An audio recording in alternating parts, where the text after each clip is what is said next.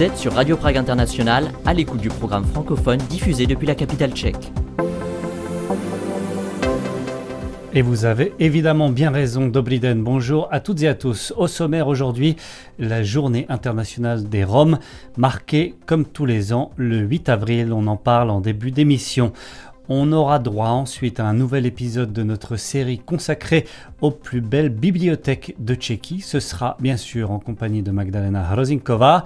Et puis on vous écoutera, chères auditrices, chers auditeurs, une auditrice cette fois-ci qui nous appellera de France dans le cadre de la parole que l'on vous donne à l'occasion du 90e anniversaire de Radio Prague International. Mais on commence tout de suite comme d'habitude avec le point sur l'actualité et c'est aujourd'hui en compagnie de Guillaume Narguet. Les informations.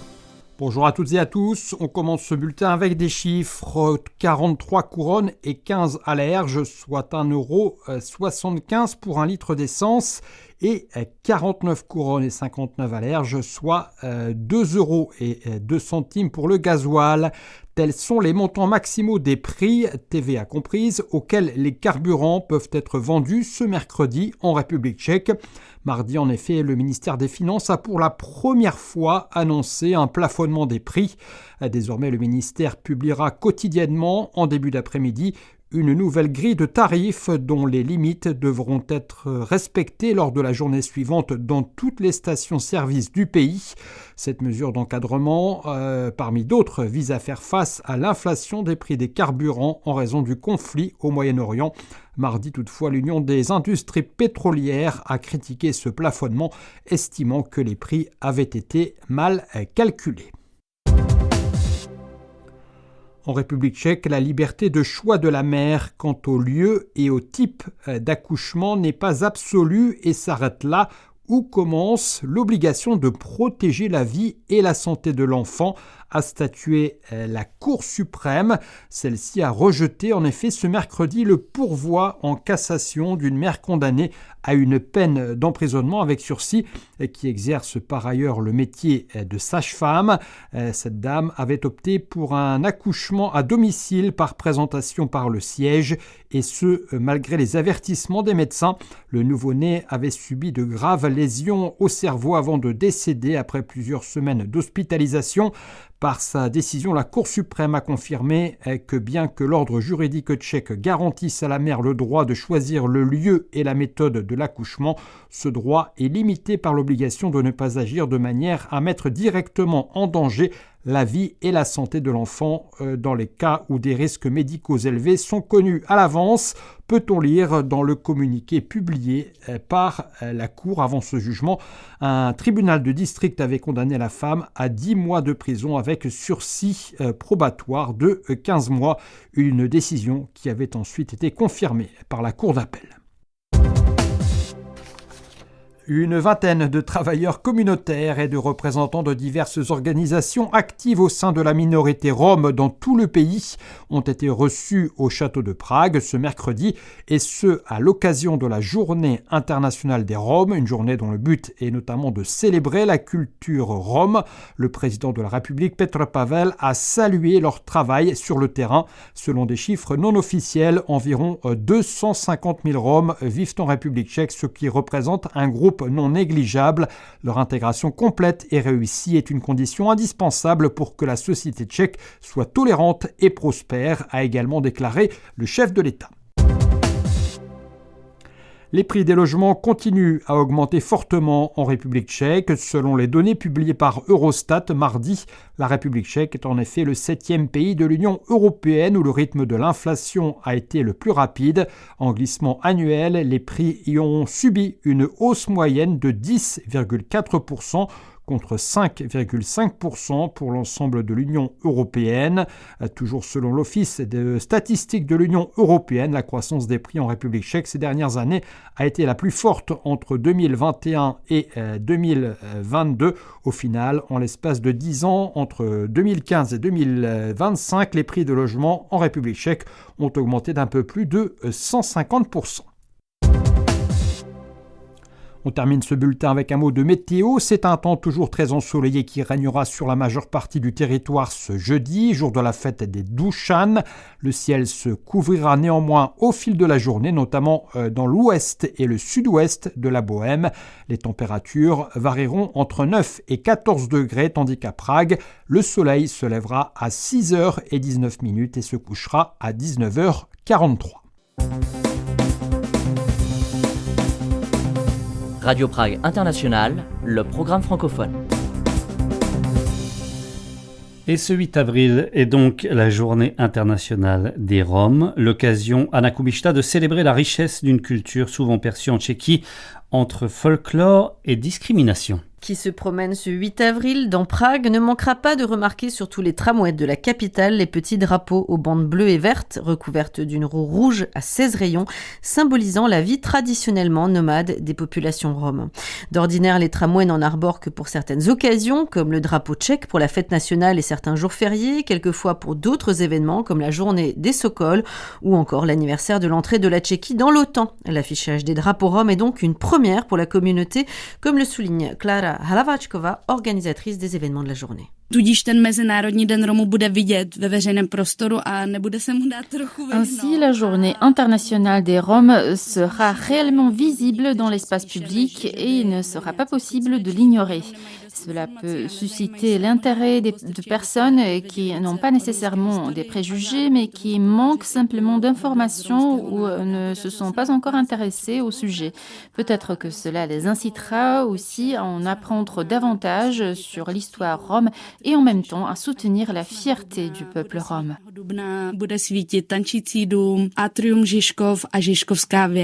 En réalité, le 8 avril est en Tchéquie le point d'orgue de plusieurs jours de rendez-vous, rencontres littéraires, concerts, pièces de théâtre et autres événements culturels. Les Roms au pays des merveilles est le thème central des célébrations cette année, comme le détaille encore Klára Hlaváčková. Le thème symbolise un certain courage, celui d'imaginer un monde dans lequel l'identité rome n'est ni remise en question, ni expliquée, mais considérée comme allant de soi et acceptée. Un monde où la culture rome n'est pas perçue comme marginale ou exotique, mais comme une composante à part entière et visible de l'espace public, à l'école, dans les médias, dans l'art et en politique. Et ce pays des merveilles ne doit pas servir d'échappatoire à la réalité, mais au contraire présenter la réalité à laquelle nous aspirons. Une vision de la société qui, au lieu de préjugés, offre la compréhension, au lieu de barrières, la coopération et au lieu de stéréotypes, une véritable connaissance. C'est un espace où les enfants et les adultes ont la possibilité de développer leurs talents et où la diversité n'est pas perçue comme un problème, mais au contraire comme une valeur.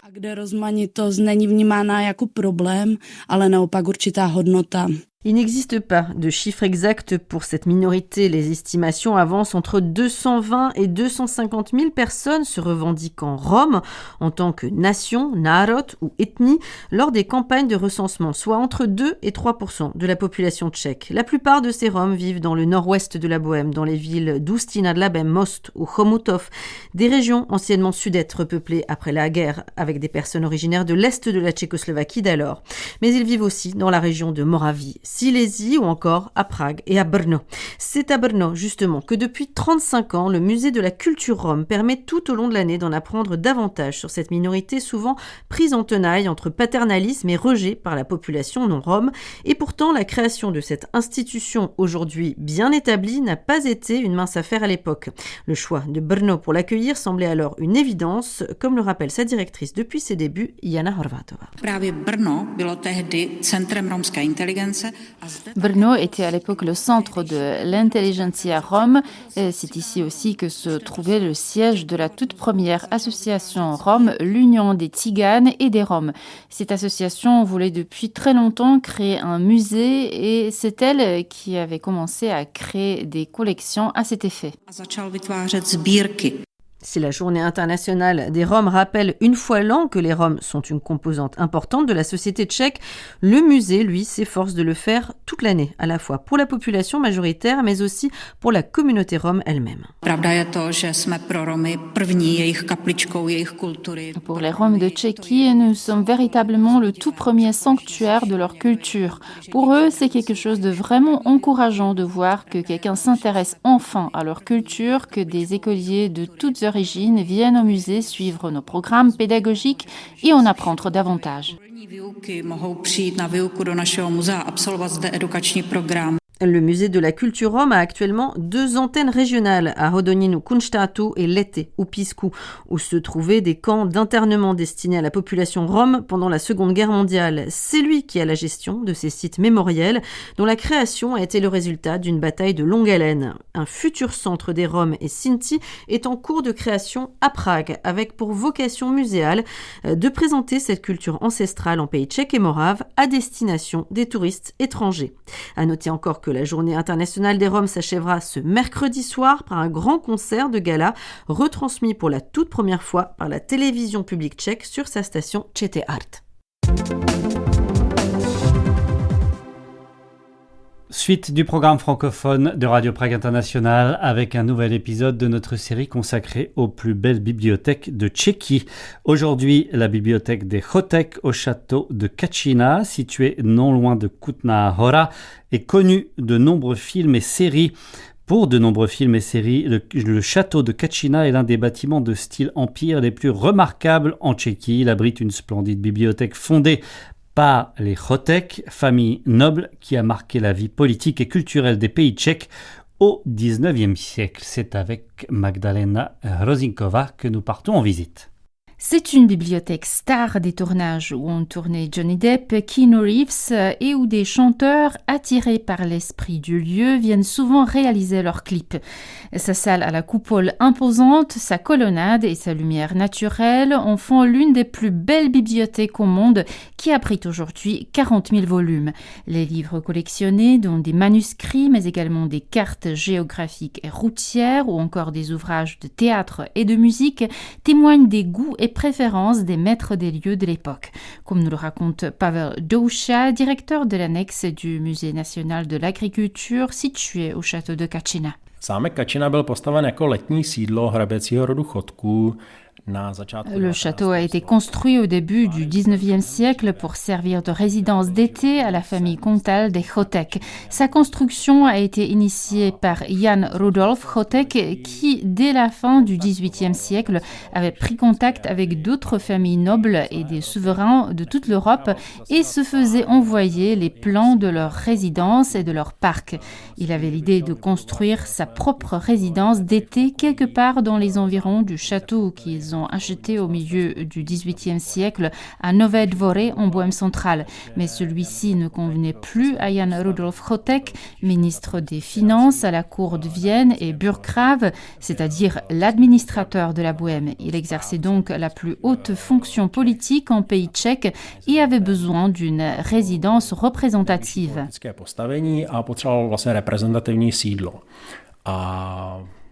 Chotek rêvait de quelque chose d'exceptionnel du point de vue de l'architecture. C'est ainsi qu'a vu le jour le château de Kačina, auquel ont participé de grands architectes de l'époque, par exemple le français Bernard Poyer, l'allemand Christian Friedrich Schuricht ou le tchèque Antonín Arche. Mais Jan Rudolf Chotek est intervenu dans la conception finale du château. Il voulait une demeure à son image, inspirée notamment des plans qui se faisaient envoyer principalement d'Irlande ou de la région de Saint-Pétersbourg.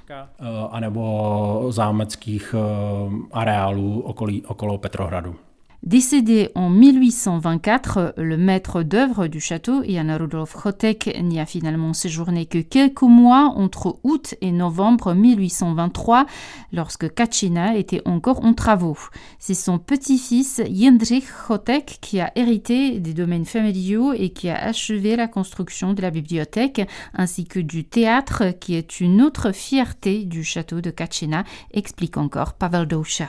Zámek Kačina měl fungovat jako letní sídlo a měl vlastně umožnit ubytovat majitele. Lorsque Jan Rudolf Chotek envisageait son château, il pensait à deux pavillons consacrés respectivement à la science et aux arts. Celui dédié à la science est donc devenu le siège de la bibliothèque. Ce qui est intéressant, c'est qu'il s'agit du tout premier bâtiment construit sur notre territoire spécialement pour accueillir une bibliothèque. Il est conçu de sorte que les livres et les étagères soient placés suffisamment loin des murs et entourés d'espaces d'aération. Ainsi, le climat changeait très lentement ici et n'endommageait pas les livres. A to klima se tedy proměňovalo velmi pomalu a neškodilo knihám. En effet, la bibliothèque avait un équipement sophistiqué pour l'époque qui comprenait des salles d'études et le grand appartement du bibliothécaire situé à l'étage et qui est actuellement accessible aux visiteurs. La bibliothèque est conçue comme une encyclopédie. Elle est organisée par rayonnage numéroté avec des thèmes tels que l'archéologie, l'architecture, la médecine, la littérature juridique et agricole ainsi que les belles-lettres. L'une des œuvres les plus précieuses qu'elle abrite est le monumental recueil Description de l'Égypte qui viendrait de l'empereur Napoléon lui-même. Mais on y trouve aussi par exemple un carnet de croquis réalisé par le jeune Jindřich Chotek, un carnet tout récemment retrouvé ou encore des ouvrages que reflètent le goût des Chotek pour le théâtre et la musique. V tom druhém pavilonu zámku byla zamýšlená kaple a hlavně divadlo. Dans le deuxième pavillon du château, il était prévu d'aménager une chapelle et surtout un théâtre. Les Chotek avaient déjà apporté cette culture théâtrale de leurs anciennes résidences, notamment de Nové Dvory, où ils possédaient également un théâtre en plein air. Par ailleurs, ils écrivaient eux-mêmes les pièces et ils y jouaient également, ils fabriquaient les décors et les affiches. Le théâtre était une sorte de préparation au rôle qu'ils jouaient ensuite réellement dans la vie politique et sociale du pays. Ils devaient donc apprendre dès leur enfance comment se comporter en public et ils l'apprenaient par le théâtre. Takže oni vlastně už od dětství procházeli průpravou, jak vystupovat. Occupé par l'armée nazie et la Hitlerjugend sous le protectorat de Bohême-Moravie, ainsi que par l'armée rouge à la fin de la Deuxième Guerre mondiale, le château de Kačina n'a toutefois pas été endommagé. Géré depuis 1950 par le Musée national de l'agriculture, il propose aujourd'hui plusieurs parcours de visite. Dans leur cadre, les touristes peuvent découvrir ces 200 pièces, ainsi que le théâtre des Chotek et leur bibliothèque, qui se sont conservés dans leur état d'origine.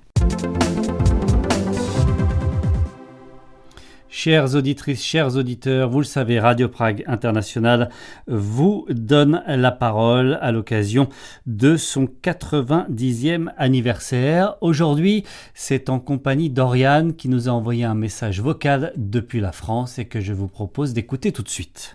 Bonjour, je vous contacte pour l'appel à témoignage. Alors, je m'appelle Oriane, je suis quelqu'un qui s'intéresse beaucoup à la République tchèque. J'avais fait un voyage en République tchèque quand j'étais enfant et j'y suis retournée régulièrement depuis, notamment 3 fois à l'âge adulte. Et en fait, je suis tombée amoureuse de la langue tchèque quand j'étais petite et j'ai décidé à l'âge adulte d'apprendre la langue. C'était la première langue slave que j'apprenais, donc c'était un tout nouvel univers grammatical à découvrir, pas forcément évident, mais ça a été un beau défi pour moi. Et dans mon apprentissage de la langue tchèque, Radio Prague m'a énormément accompagnée, de même que dans ma découverte de la culture tchèque.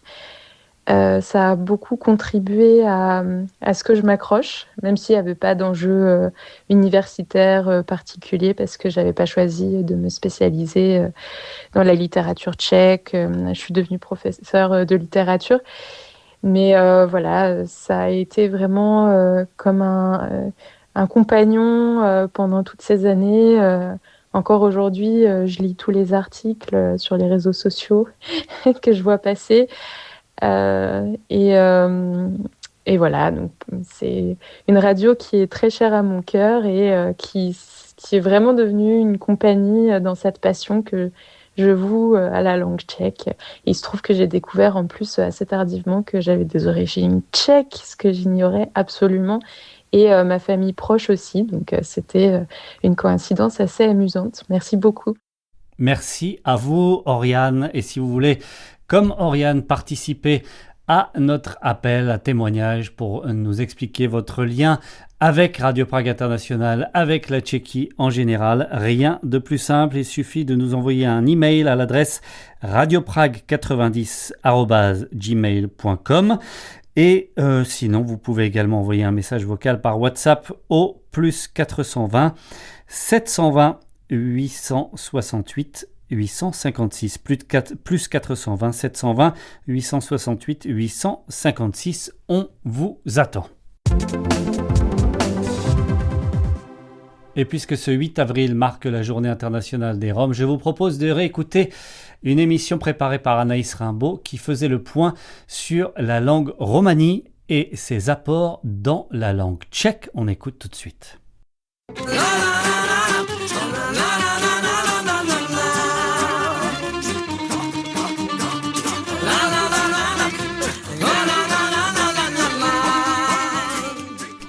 Čokl, bengo, kerka. Vous avez peut-être déjà entendu ou utilisé ces mots sans vous douter que leur racine n'a rien de slave. En effet, il s'agit de Romizmy, à savoir d'emprunt du romani, une langue indo-aryenne originaire du nord de l'Inde et présente sur le territoire tchèque depuis que des populations roms y sont arrivées au début du XVe siècle. Ce phénomène, appelé emprunt linguistique, est tout à fait naturel, car les langues ne connaissent pas de frontières. Ainsi, le tchèque comprend de très nombreux germanismes, des emprunts de l'allemand qui se sont intégrés à la langue par contact direct, puisque jusqu'en 1918, le royaume de Bohême faisait partie de l'Autriche-Hongrie, et l'allemand y était la langue officielle.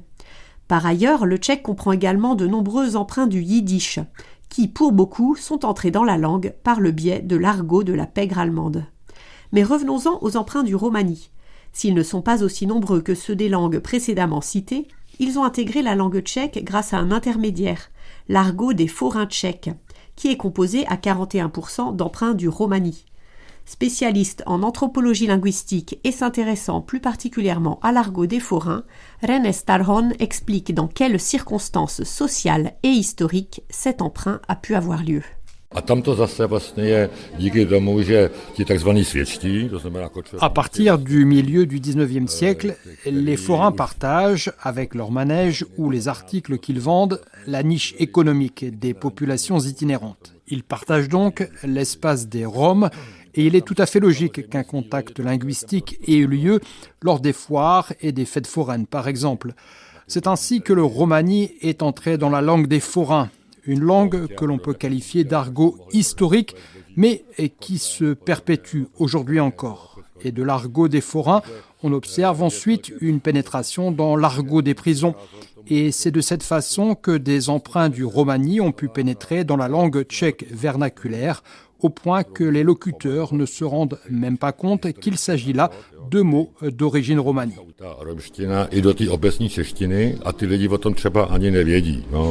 La première trace écrite d'emprunt du romani dans la langue tchèque remonte au milieu du XIXe siècle, comme l'explique encore René Starhon. Un hebdomadaire appelé en tchèque Humoristické listy, en français lettres humoristiques, recense les emprunts du romani dans la langue tchèque vernaculaire. J'ai consulté les archives et j'y ai trouvé 14 mots. Ce qui, bien évidemment, ne veut pas dire que c'est en 1879 que ces mots ont fait leur entrée dans la langue. Ils étaient certainement utilisés depuis un certain temps dans l'argot du milieu criminel pragois dans lequel les journalistes avaient fait leurs recherches. Néanmoins, 1879, c'est la première mention écrite que l'on en a. On y trouve les mots tchor, ker, mangel et d'autres.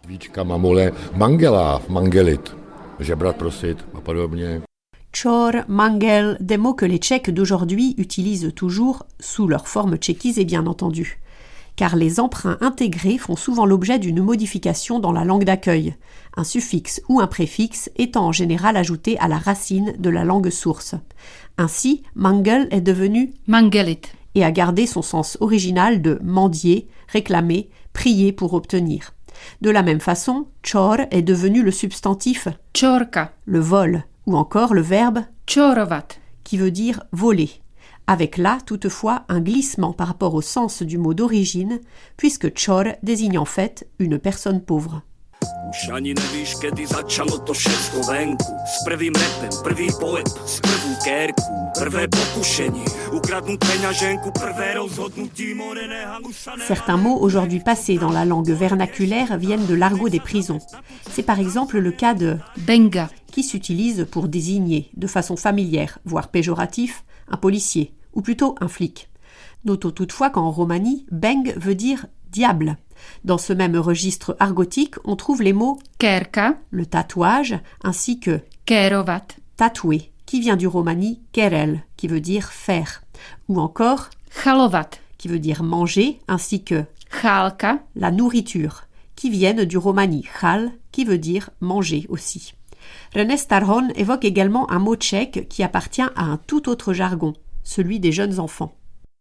Například v té dětské hantýrce, teď když jsem o tom začal mluvit. Dans le langage enfantin, on trouve un mot qui, selon moi, est assurément un emprunt du romani. Il s'agit du mot hatchat, qui veut dire s'asseoir, rester assis. Il vient du romani hatchale et on le retrouve également dans l'argot des forains. On peut s'imaginer le forain qui dit à l'enfant « Hatchni sinakolotoch » « Assieds-toi sur le manège ». C'est sans doute le premier mot romani à être entré dans le langage enfantin. D'ailleurs, le linguiste Jaroslav Podzimek le mentionnait déjà en 1937 alors qu'il collectionnait les mots et expressions de l'argot des forains. C'est d'ailleurs pendant les années 1930 que le volume de mots romani intégré à la langue tchèque est le plus important, comme l'explique encore René Starhon. Ten velký nástup, už proběhnul. L'entre-deux-guerres est une période pendant laquelle les institutions tchécoslovaques montrent une volonté de maîtriser la situation des Roms. En 1927, la législation rend obligatoire une carte d'identification spéciale pour les gitans qui s'appelait en tchèque Tsiganska legitimace. Des recensements sont organisés et ainsi de suite. Avant la Seconde Guerre mondiale, les familles roms de Moravie du Sud commencent à se sédentariser et à s'intégrer à la société tchèque. Les années 1930 sont celles du premier avocat rom, Tomáš Holomek. Des membres de la famille Daniel jouent dans l'orchestre philharmonique de Brno, etc.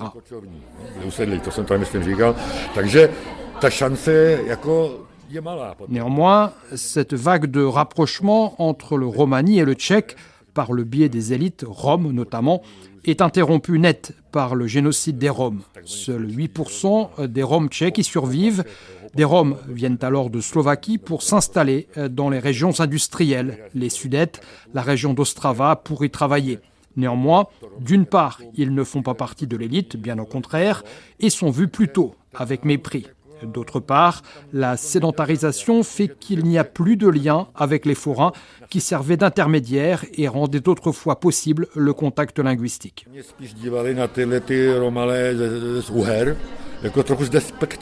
Pour en revenir au mot de racine romani, mais couramment utilisé par les Tchèques, on citera Čokl, le clébar, qui vient du romani jukel, sans changement de sens cette fois-ci, mais avec un glissement de registre. Jukel n'a rien de familier, cela désigne, en toute neutralité, le chien. On pourra aussi évoquer l'expression familière vědět kulový, ne rien savoir, savoir que dalle. Beaucoup de Tchèques pensent que le mot kulový vient de koule, la boule, mais détrompez-vous. Kulo, en romani, signifie excrément. L'expression vědět kulový permet donc de dire, tout en restant correct, ce que d'autres expressions tchèques peuvent exprimer de façon bien plus vulgaire.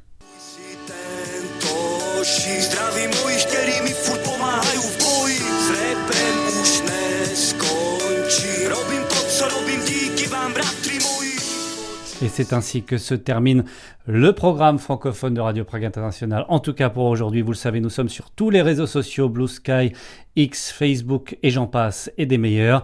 Et sinon, on se retrouve demain, même heure, même fréquence. Ahoj, naslyšenou.